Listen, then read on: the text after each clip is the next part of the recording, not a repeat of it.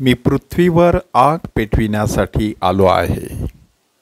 प्रभू येशू ख्रिस्ताचे हे वाक्य ऐकल्यानंतर आपल्यापैकी बऱ्याच लोकांच्या मनामध्ये एक प्रश्न निर्माण होतो की शांतीचा राजपुत्र, सौम्य, लीन, नम्र अशा मनाचा प्रभू येशू ख्रिस्त कशा प्रकारे असं वक्तव्य करू शकतो. एवढंच नाही तर इतरत्र त्याने सांगितलेलं आहे की मी पृथ्वीवर शांतता पसरविण्यासाठी आलो आहे. असे तुम्हाला वाटते काय? मी शांतता पसरविण्यासाठी नव्हे तर तलवार चालवण्यासाठी आलेलो आहे. ह्यापुढे एकाच घरात दोघांविरुद्ध तिघे आणि तिघांविरुद्ध दोघे अशी सरळ सरळ फूट पडेल. कुटुंबातील माणसांमध्येच फूट पडेल अशा प्रकारचं भवितव्य प्रभू येशू ख्रिस्ताने वर्तविलेलं आहे. जेव्हा प्रभू येशू ख्रिस्त सांगतो की मी आग पेटवण्यासाठी आलो आहे, ती आत्तापर्यंत पेटली असती तर किती बरे झाले असते. काय नक्की अर्थ असेल ह्या वाक्याचा? भारतीय तत्त्वज्ञानानुसार अग्नी हे परमेश्वराच्या उपस्थितीचं प्रतीक मानलं जातं. परंतु कितीतरी वर्षांपूर्वी मोशेच्या काळापासून अग्नी हे परमेश्वराच्या उपस्थितीचं मोठं प्रतीक मानण्यात आलेलं आहे. जळत्या झुडपामध्ये मोशेला परमेश्वराचं दर्शन घडलं. हे झुडूप जळत होतं, मात्र त्याची राख होत नव्हती. काय नक्की अर्थ आहे? ते झुडूप जे जळत होतं ते परमेश्वराच्या प्रेमाग्नीचं प्रतीक होतं. अशा प्रकारचा प्रेमाग्नी नष्ट करत नसतो, कुठल्याही गोष्टींची राख रांगोळी करत नसतो, तर असा अग्नी माणसाला आणि वस्तूंना शुद्ध करत असतो. अशा प्रकारचा अग्नी परमेश्वर त्यामध्ये उपस्थित आहे अशी जाणीव मोशेला झाली. इस्रायली लोक 40 वर्षे अरण्यातून प्रवास करत होते. रात्रीच्या वेळेला अग्निस्तंभाच्या रूपाने परमेश्वर त्यांच्यामध्ये उपस्थित होता. ह्यावरून परमेश्वर अग्नीच्या रूपाने लोकांमध्ये उपस्थित असायचा अशा प्रकारची परंपरा इस्रायल लोकांमध्ये प्रचलित झालेली.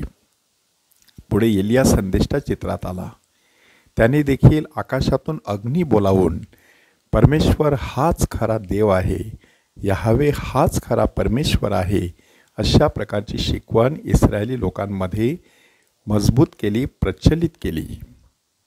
नव्या करारामध्ये पुन्हा एकदा अग्नीचं प्रतीक आलेलं आहे की पेंटेकॉस्टच्या दिवशी अग्निजिभा प्रेषितांवरती उतरल्या आणि त्यानंतर प्रेषित स्वतःचे राहिले नाहीत, ते पूर्णपणे बदलून गेले असं आपल्याला सांगण्यात आलेलं आहे. ह्याचा अर्थ असा आहे की अग्नी हे साक्षात परमेश्वराच्या उपस्थितीचं प्रतीक आहे. म्हणून मी आग पेटविण्यास आलेलो आहे. ती आत्तापर्यंत पेटली असती तर किती बरं झालं असतं. ही कोणत्या प्रकारची आग आहे? प्रेमाची आग आहे. ही कोणत्या प्रकारची आग आहे? परमेश्वराच्या उपस्थितीची आग आहे. दुर्दैवाने आज माणसाच्या अंतःकरणामध्ये वेगवेगळ्या प्रकारचे अग्नी प्रज्वलित झालेले असतात. त्याच्यामध्ये वासनाग्नी असू शकतो, द्वेषाग्नी असू शकतो, मत्सराग्नी असू शकतो आणि इतर विकृतींचे अग्नी असू शकतात. असे अग्नी माणसाला शुद्ध करत नसतात, ते माणसाला नष्ट करत असतात. म्हणूनच माणसाने स्वतःला प्रश्न विचारायचा असतो की माझ्या अंतःकरणामध्ये रात्रंदिवस कोणत्या प्रकारचा अग्नी धगधगत असतो. परमेश्वरावरील प्रेमाच्या अग्नीने धगधगत असलेला माणूस आपल्या जीवनामध्ये विशिष्ट तत्वांशी चिकटून राहण्यासाठी प्रयत्नशील राहतो आणि मग ज्यावेळेला तो अशी भूमिका घेतो तेव्हा त्याच्या विरुद्ध भूमिका घेणारी माणसं देखील त्याच्या विरुद्ध उभी ठाकतात. हे साक्षात कुटुंबामध्ये सुद्धा घडू शकतो.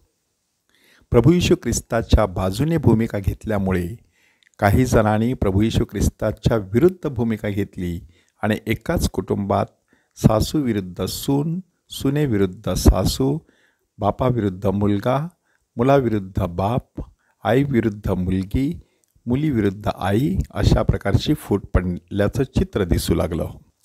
एवढंच काय, समाजामध्ये देखील तशा प्रकारची फूट पडलेली दिसू लागली.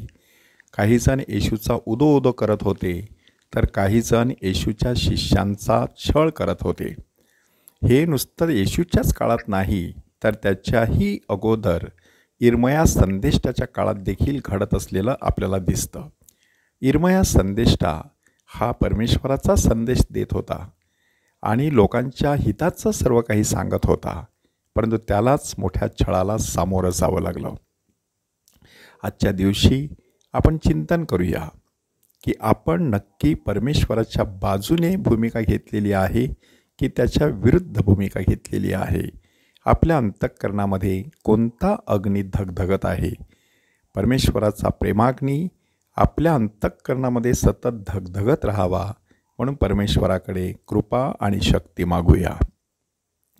प्रभूचा गौरव असो आत्ता आणि सदा सर्वदा. आत्ता आणि सदा सर्वदा प्रभूचा गौरव असो.